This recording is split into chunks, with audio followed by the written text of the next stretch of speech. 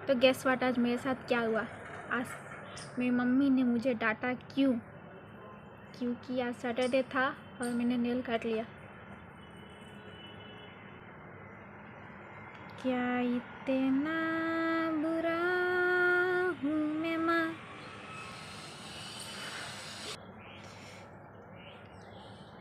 अब ये सुनने में बहुत ही छोटी प्रॉब्लम लग रही होगी, लेकिन ये छोटी प्रॉब्लम नहीं है। हमारे नस नस में सुपरस्टिशन भरा हुआ है, लेकिन हमें पता तक नहीं है। और जो मुझे डांट पड़ी, इसमें मम्मी की भी कोई गलती नहीं है। सोसाइटी ही ऐसी है, जो सब करते हैं वही सब करते हैं। हम सबके थॉट का कोई साइंटिफिक बेसिस नहीं है, कोई लॉजिक नहीं है उसमें। तो तुम लोग सोच रहे होगे कि इसमें क्या बड़ी बात है। इसमें ये बात है कि हम अपने माइंड को सुपरस्टिशियस तरीके से प्रोग्राम कर रहे होते हैं और हमें पता भी नहीं लगेगा कि वो कब हम खुद मानने लग जाएंगे।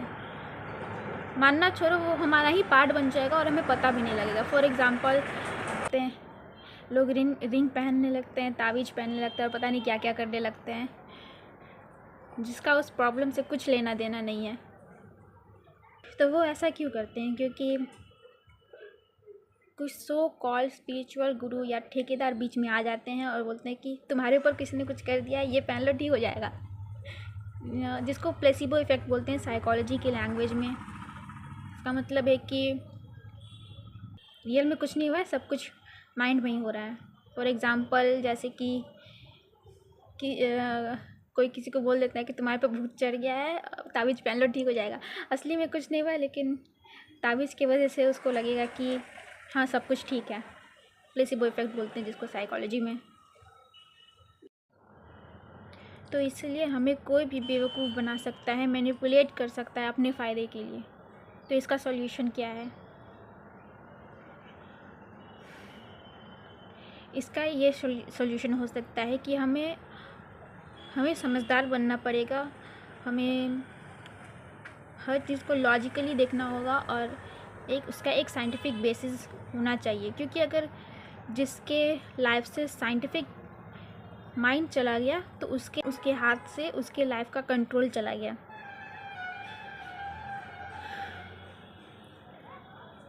तो जो मुझे डांट पड़ती रहती है बिना मतलब की बातों पे, तो उसका सॉल्यूशन एक ये हो सकता है कि जो मम्मी जो बोल रही है वो करते रहे, बट आई रिफ्यूज़।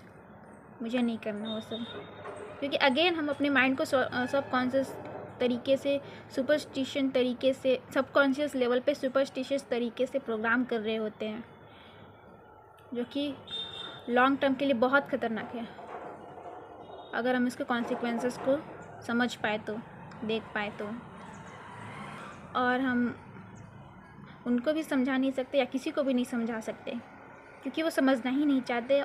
क्योंकि वो बिलीव्स उनके माइंड में तो बचपन से ही डीपली रूटेड है कि वो सुनने को तैयार ही नहीं है। तो क्यों परेशान करना है किसी को?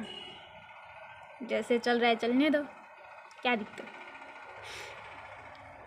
तो उन्हें नहीं समझा सकते, लेकिन हम खुद को तो समझा ही सकते हैं। तो खुद को ही समझाना है। अगेन ये बात याद रखना कि सच बोलने से ज़्यादा ज़रूरी है सच समझना और सच देखना। क्योंकि सच बोल ही नहीं सकते इस दुनिया में। सच बोलने वालों को तो सब मिलके मार देते हैं। पास्ट में ऐसा ही होता आया है। तो सच बोलने से ज़्यादा ज़रूरी है सच देखना और सच समझ लेना। तो एक सजेशन पे तो कांटा लग गया कि जैसा मम्मी बोल रही है, कुछ भी बोल रहा है, सब मानते रहे, वो तो नहीं करने वाले। लेकिन दूसरा ये भी सॉल्यूशन है डांट से बचने के लिए कि अगर वो दिन है, अगर कोई उस दिन पे काट रहे हैं जिस दिन पे मना किया जाता है नेल काटना, तो कहीं उनसे कहीं दूर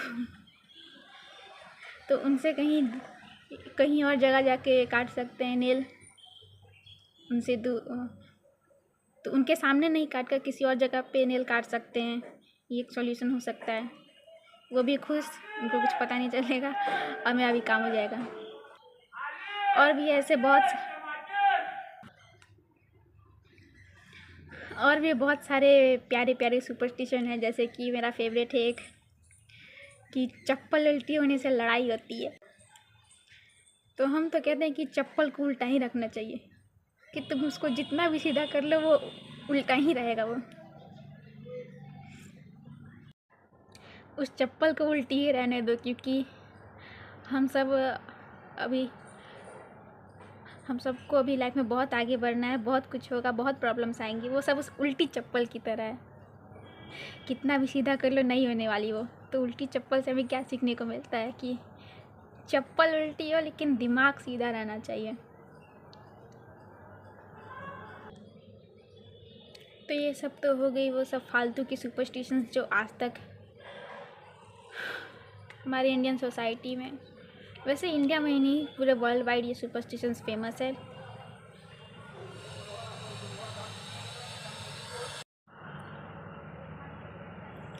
तो ये सब तो हो गई कुछ सेंसलेस सुपरस्टिशंस बातें जो मुझे कोई आइडिया नहीं कहाँ से आई है। लेकिन ये सब सिर्फ इंडिया में ही नहीं है, पूरे वर्ल्ड वाइड, पूरे वर्ल्ड में ये सुपरस्टिशन फैला हुआ है। अलग अलग कंट्रीज़ में अलग अलग तरह के सुपरस्टिशंस हैं। लेकिन जो इंडिया का रियल कल्चर है, रियल ट्रेडिशन है, वो एक्चुअल में बहुत इंटेलिजेंट है, बहुत स्मार्ट है। अगर एक कुछ एग्जांपल देना हो तो जैसे फॉर एग्जांपल इंडिया के अलग अलग पार्ट्स में, मतलब पूरे इंडिया में कुछ फेस्टिवल्स हैं जिसमें फास्ट रखा जाता है बॉडी के लिए। वो बहुत एक इंटेलिजेंट वे था बॉडी को फिट रखने के लिए। उसका सच में एक साइंटिफिक और लॉजिकल बेसिस था और है। लेकिन वो बात अलग है कि लोगों ने आजकल फास्ट का मतलब कुछ और ही बना दिया है। और दूसरा अगर एग्जांपल देना हो तो कोकोनट, जो कि हर कुछ भी ओकेज़न होता है तो उसमें ज़रूर इंक्लूड किया जाता है कोकोनट को। वो भी बहुत स्मार्ट वे था स्मार्ट फ्रूट को घर घर तक पहुंचाने का। अगर कोकोनट पे हम स्टडी करें तो ये बहुत स्मार्ट फ्रूट है, तुम लोग स्टडी करके देख सकते हो। और इसे श्रीफल भी बोला जाता है। एक और एग्जांपल अगर देना हो तो गोल्ड की बहुत इंपॉर्टेंस है अपने इंडियन कल्चर में। और वैसे नहीं जैसे बहुत लोग सोचते हैं या ज़्यादातर लोगों को लगता है। इसलिए इसका भी एक साइंटिफिक और लॉजिकल बेसिस है। हम लोग स्टडी करके देख सकते हैं कि क्या एक्चुअल रीज़न था गोल्ड को इतनी इम्पोर्टेंस देने की। गोल्ड एक ऐसा वेल्थ है जो कि कभी फेल नहीं होता। और जो फिएट करेंसी या कागज़ का टुकड़ा, फिएट करेंसी जिसे हम बोलते हैं, उसको फेल होने में देर नहीं लगती। पास्ट में बहुत बार हुआ है और आगे भी होगा। डिमोनेटाइजेशन के टाइम सबको पता है क्या हुआ था। तो इंडियन कल्चर अगर हम ध्यान से उसको स्टडी करें तो वो बहुत इंटेलिजेंट थी, बहुत स्मार्ट थी। अगर उससे हम लोग समझने की कोशिश करें तो। और इसीलिए जो रूरल एरियाज़ में जो लोग हैं, हाउसवाइफ्स हैं, फार्मर्स हैं, ये सब एक्चुअल में इंटेलिजेंट है, एक्चुअल में स्मार्ट है, क्योंकि वो लोग इंडियन कल्चर के हिसाब से चलते हैं। चाहे उनका लॉजिक उन्हें पता हो या ना पता हो, अगर वो रियल इंडियन कल्चर के हिसाब से चलते हैं तो वो इंटेलिजेंट है। बेवकूफ़ हम लोग हैं जो वेस्टर्न कल्चर की नकल करते हैं, नकलची बंदर हैं हम सब। और भी बहुत सारे इंटेलिजेंट एग्जांपल्स हमें मिलेंगे अगर हम इसे स्टडी करें तो।